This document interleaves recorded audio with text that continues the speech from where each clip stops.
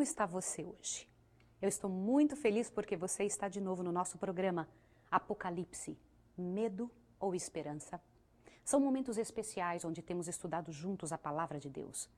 Você tem tido oportunidade de abrir a Palavra de Deus, a Bíblia, e podermos estudar juntos as verdades que Deus deixou revelada para os seus filhos, para aqueles que desejassem conhecer, nos livros da Bíblia.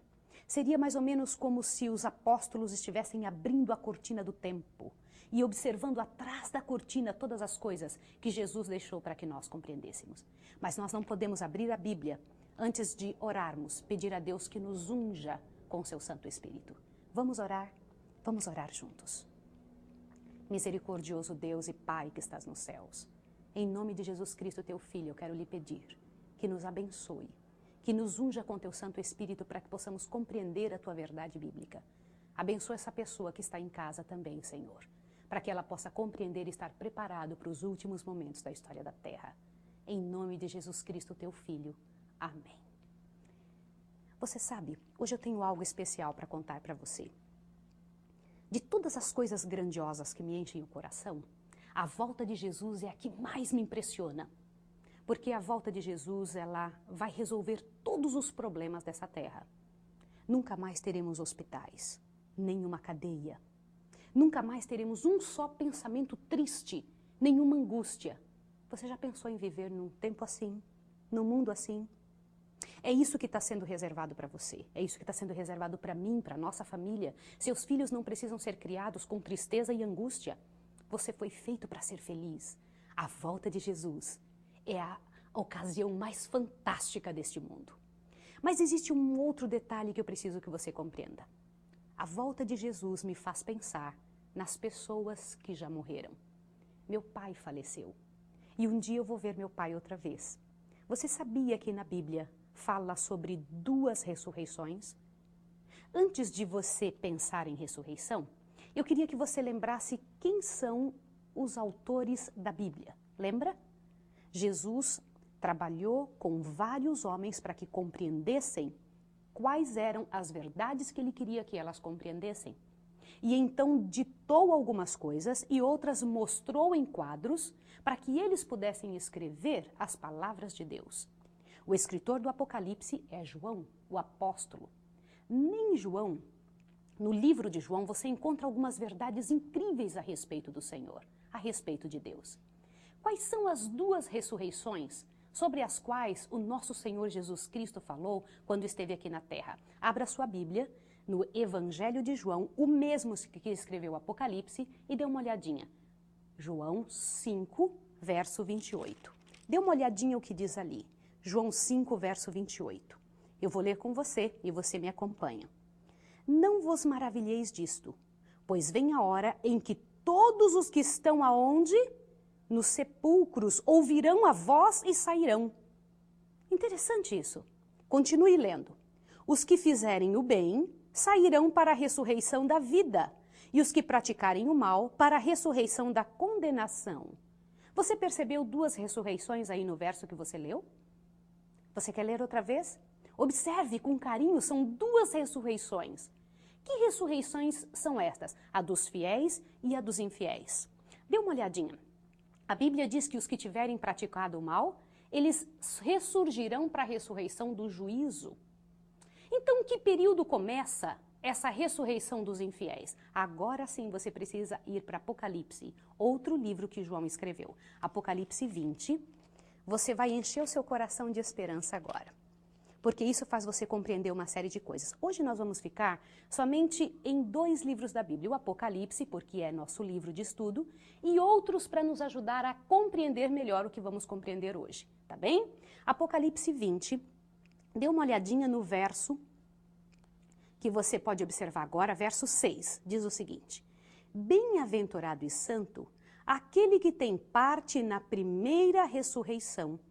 Sobre estes não tem poder a segunda morte, mas serão sacerdotes de Deus e de Cristo e reinarão com ele durante os 1000 anos. O que você acabou de observar? Você notou que a ressurreição dos fiéis é que esta chama-se a primeira ressurreição? Quando que ela vai acontecer? Que época? É na volta de Jesus. Quando acontecerá essa primeira ressurreição? Isto é, a dos justos mortos. Vai lá em Tessalonicenses, 1 Tessalonicenses, volta um pouquinho, para que você encha o seu coração comigo. Eu me lembro em casa, quando nós aprendíamos a respeito dessas verdades, nosso coração se enchia de ver e imaginar esse momento. 1 Tessalonicenses 4, verso 16. Encontrou?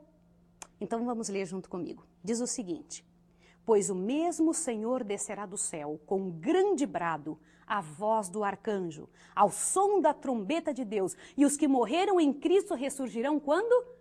Primeiro! A primeira ressurreição será por ocasião da volta de Jesus. Entende por que a minha esperança de ver o meu Pai? Meu Pai ressuscitará na ressurreição dos fiéis, que será a ressurreição da volta de Jesus. Mas eu gostaria que você desse uma observada no seguinte. Vamos olhar juntos isso daqui. Olhe bem este gráfico. 1000 anos entre as duas ressurreições. A primeira ressurreição é a dos fiéis, por ocasião da volta de Jesus, que foi o que nós já lemos na Bíblia. Não foi mesmo? Você acabou de ler comigo. E o que vai acontecer então durante o milênio? Porque se a primeira ressurreição é dos fiéis, a segunda ressurreição, obviamente, é dos infiéis. Quando que isso vai acontecer? E o que vai estar acontecendo durante o milênio aqui na Terra? E o que nós estaremos fazendo durante o tempo em que estivermos, depois de ressuscitados os fiéis, e nós tivermos sido levados com Jesus, o que estaremos fazendo no céu? Estas coisas você precisa compreender. Estas coisas, elas fazem toda a diferença na nossa compreensão do que Deus gostaria que nós compreendêssemos na palavra de Deus. Vá de novo para Apocalipse 20. Vejamos juntos esta verdade agora. Apocalipse 20. Procure isso na sua Bíblia para que você possa compreender quantos anos depois da primeira ressurreição ressuscitarão os outros mortos. Quem são os outros mortos? Se os fiéis são da primeira ressurreição, quem são os outros mortos? São os infiéis. Veja Apocalipse 20, verso 5. Veja. Mas os outros mortos não reviveram até que os 1000 anos se completassem. Por que eles não reviveram? Que pensamento pavoroso. Acordar na segunda ressurreição pensando que é a primeira. Triste isso, não é? E o que vai acontecer durante o milênio? Vamos deixar a Bíblia responder? Aí mesmo em Apocalipse 20, verso 4, você tem a resposta. Diz o seguinte: vi também tronos, e os que se assentaram sobre eles foi-lhe dado o poder de julgar. Vi as almas daqueles que foram degolados por causa do testemunho de Jesus e pela palavra de Deus. Os fiéis, os justos. Continua. Estes que não adoraram a besta, nem a sua imagem, nem receberam o sinal na testa nem na mão. O que aconteceu? Veja junto comigo. Reviveram e reinaram com Cristo durante 1000 anos. Interessante isso. O que nós vamos ficar fazendo no céu? Durante o milênio? Julgando quem? Estas coisas você deve fazer estas perguntas ao ler a Bíblia, só que a Bíblia mesma tem resposta. E você precisa saber disso e precisa passar adiante para encher o coração das pessoas de esperança. Vejamos juntos o que é que a nossa palavra, a palavra de Deus diz. 1 Coríntios 6, verso 2. Abra comigo em 1 Coríntios 6, verso 2, que ali você encontra a resposta. Veja o que nós vamos ficar fazendo no céu. Diz: não sabeis vós que os santos hão de julgar o mundo? Ora, se o mundo deve ser julgado por vós, sois indignos de julgar as coisas mínimas? Não sabeis vós que havemos de julgar até quem mesmo? O que diz a sua Bíblia? Até os anjos. Que anjos nós vamos julgar? Os anjos maus. E nós vamos julgar o mundo. Quem que nós vamos julgar do mundo? As pessoas ímpias que não ressuscitaram na primeira ressurreição. Não parece simples agora para você? Não te enche o coração de esperança? Mas por que é que a Bíblia diz que Satanás não vai poder enganar as nações? Aonde diz isso na Bíblia? Dá uma olhadinha, por favor, em Apocalipse 20. Primeiro, antes de ir para outra parte da Bíblia, eu quero que você vá em Apocalipse 20 e você vai ver esse texto que muitas pessoas se preocupam. Apocalipse 20, verso 1. Então vi descer do céu um anjo que tinha a chave do abismo e uma grande cadeia na mão. Ele prendeu o dragão, a antiga serpente, que é o diabo e Satanás, e o amarrou por 1000 anos. lançou-o no abismo e ali o encerrou e selou sobre ele, para que não enganasse mais as nações, até que os 1000 anos se completassem. Por que é que Satanás não poderá incomodar nenhuma nação durante o milênio? É óbvio que é porque ninguém vai estar vivo aqui durante o tempo em que Jesus Cristo tiver levado os justos para o céu, e aqui durante o milênio a terra vai ficar desolada. Você quer ver o que vai acontecer com as pessoas ímpias no dia que Jesus voltar? Algumas pessoas dizem que as pessoas vão ficar vivas aqui depois da volta de Jesus. Abra sua Bíblia, a Bíblia tem a resposta. 2 Tessalonicenses, capítulo 1, verso 7. E a vós, que sois atribulados, alívio conosco quando do céu se manifestar o Senhor Jesus com os anjos do seu poder em chamas de fogo.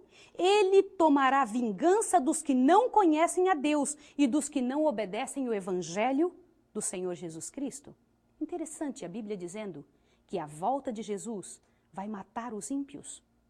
Aqui mesmo em 2 Tessalonicenses, capítulo 2, verso 8, diz o seguinte: e então será revelado o iníquo, a quem o Senhor desfará pelo sopro da sua boca e aniquilará pelo esplendor da sua vinda.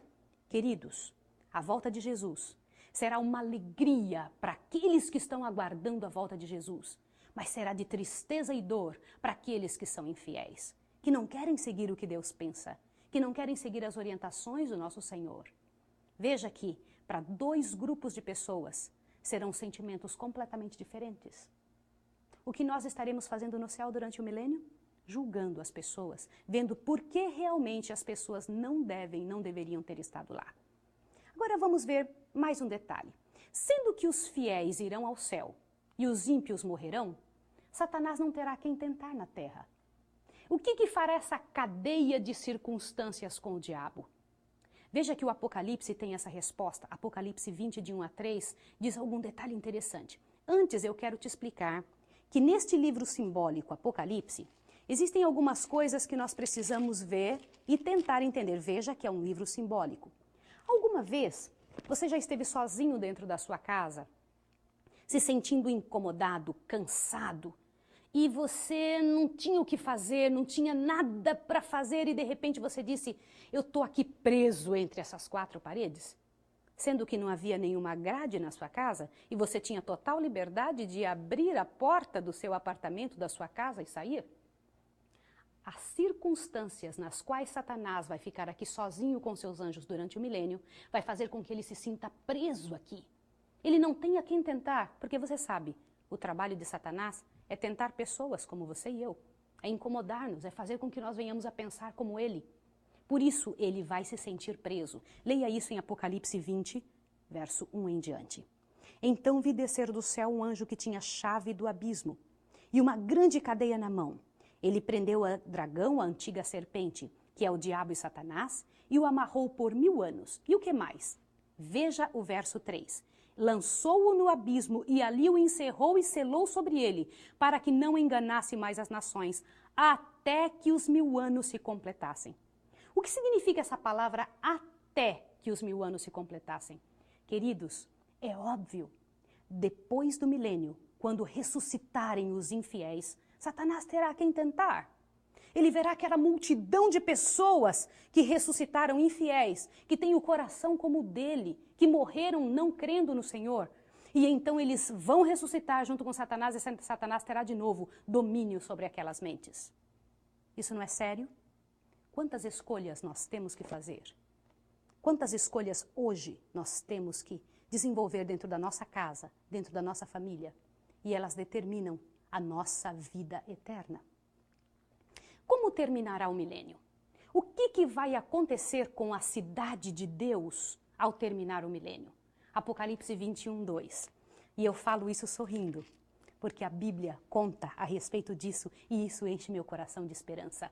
Veja o que diz aí. Então vi um novo céu e uma nova terra, pois já o primeiro céu e a primeira terra passaram e o mar já não existe. Vi também a cidade santa, Nova Jerusalém, que de Deus descia do céu, ataviada como uma noiva para o seu noivo. Queridos, A Bíblia diz que a santa cidade descerá sobre o Monte das Oliveiras, que se abrirá em dois, produzindo um grande vale.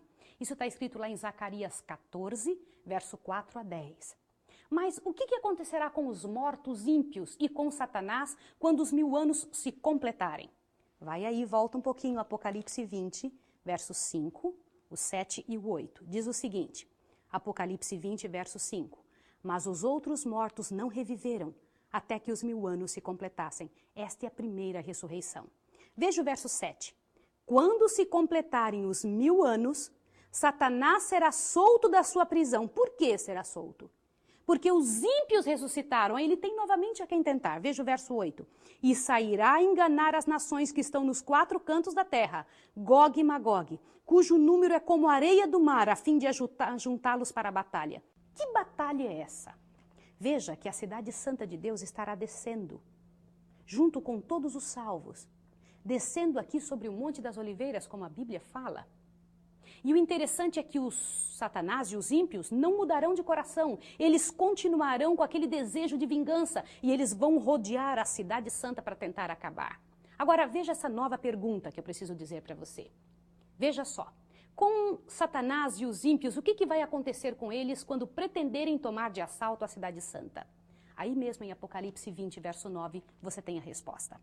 Apocalipse 20, verso 9 diz o seguinte: subiram sobre a largura da terra e cercaram o arraial dos santos, a cidade querida.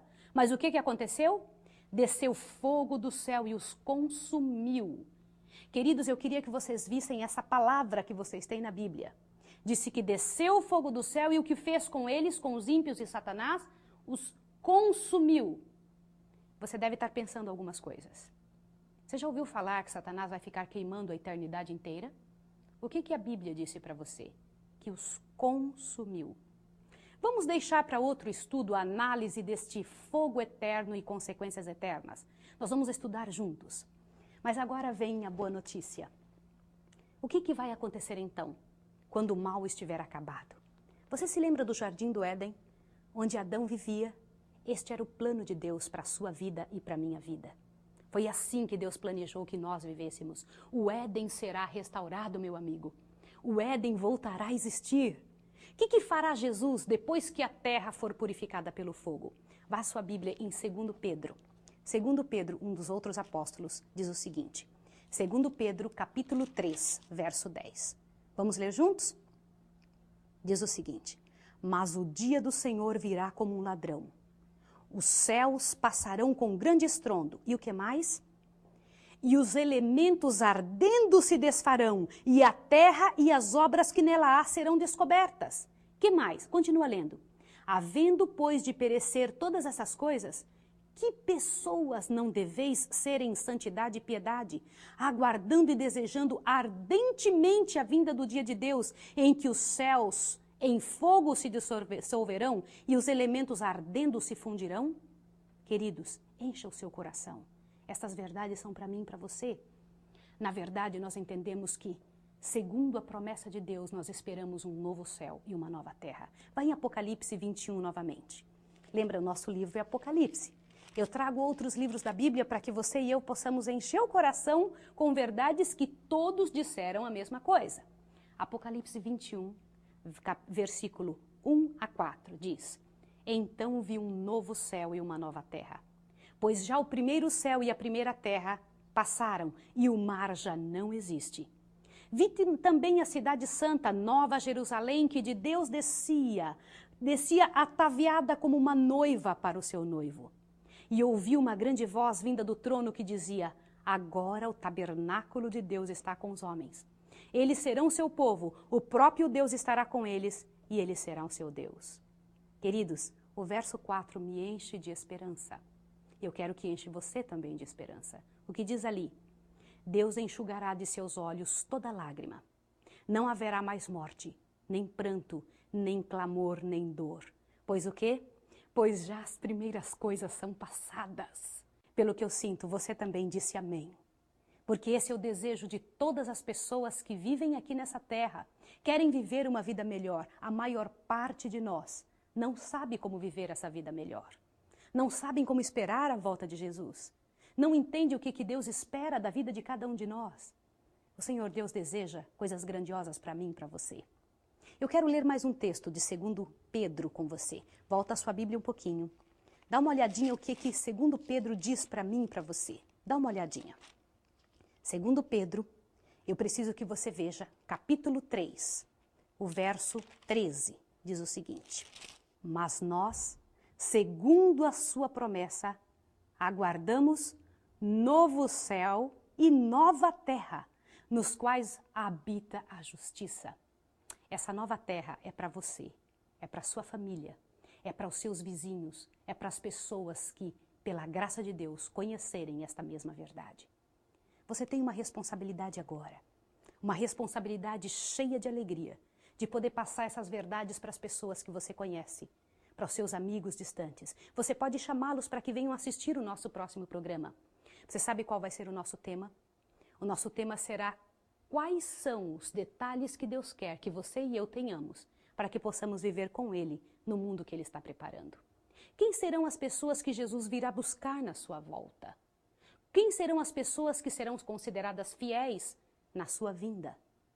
Você está sendo chamado para fazer parte desse povo. Estas verdades não são maravilhosas?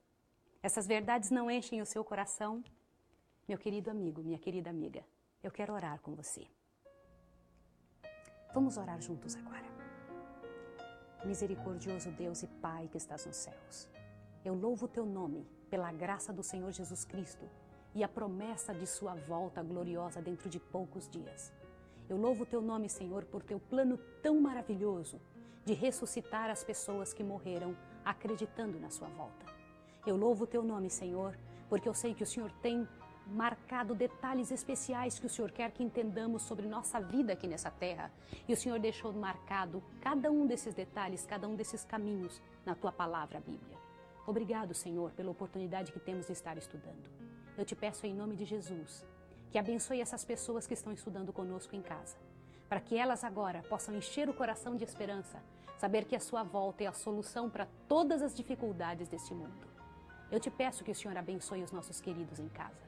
Te peço que o Senhor nos abençoe aqui e que estejamos prontos em nome de Jesus para daqui uns dias abraçar Jesus nas nuvens dos céus.